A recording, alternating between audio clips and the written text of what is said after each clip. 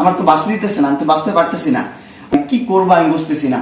আমার জীবন, আমিও তো একটা মানুষ, আমার তো মাত্র জীবনটা শুরু হচ্ছে। আমি যখন ওর সাথে পরিচয় হই তখন আমি 18+ না, আমি 18-, তখন আমি 18 বছরের আগে ওর সাথে সম্পর্ক, আমার পরিচয়, আমার একটা ভালো একটা সুমধুর সম্পর্ক ছিল ওর সাথে।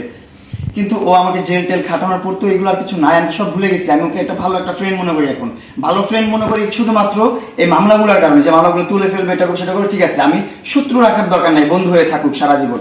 কিন্তু ও কি করতেছে, একটার পর একটা মামলা করতেছে আমার বিরুদ্ধে, আবার আমার ভিডিও, আমার পিকচার পুরো বাজেভাবে প্রেজেন্ট করতেছে সোশ্যাল মিডিয়াতে।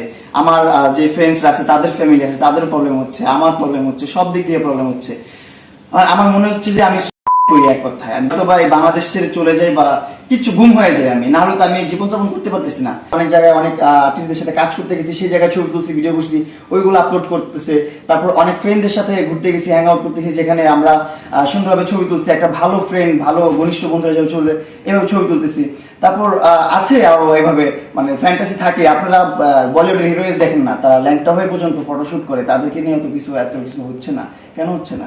কারণ তাদের ওইভাবে তারা প্রেজেন্ট করতেছে, আর ওইভাবে প্রেজেন্ট করতেছে, ও খুব বাজেভাবে প্রেজেন্ট করতেছে। তো আমি বললাম যে কেন তুমি মামলাগুলো তুলবা না? আমি আমার সাথে তোমার সম্পর্ক রাখার দরকার নেই, আমার সাথে কোনো কিছু দরকার নেই তোমার, তুমি তোমার মতো লাইফ লিড করো, আমি আমার মতো লাইফ লিড করি, আমি আমাকে আমার মতো বাঁচতে দাও, আমি আমার মতন বাঁচি।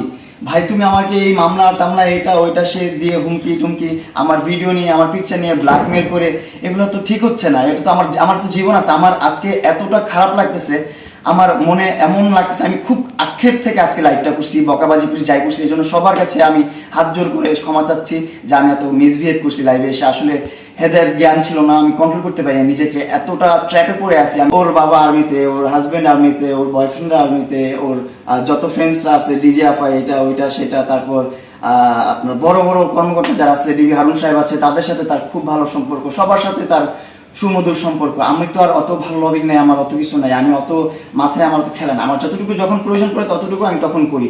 আমার যখন ক্ষুধা লাগে আমি ভাত খাই, এছাড়া আমি ভাত রেডি করে রাখি না। আর ও আগে থেকে সবকিছু রেডি করে রাখে, ওর ক্ষুধা লাগবে, পিপাস লাগবে, সবকিছু রেডি করে রাখে। এটা কথার কথা বললাম, ভাতের জন্য না কথাটা।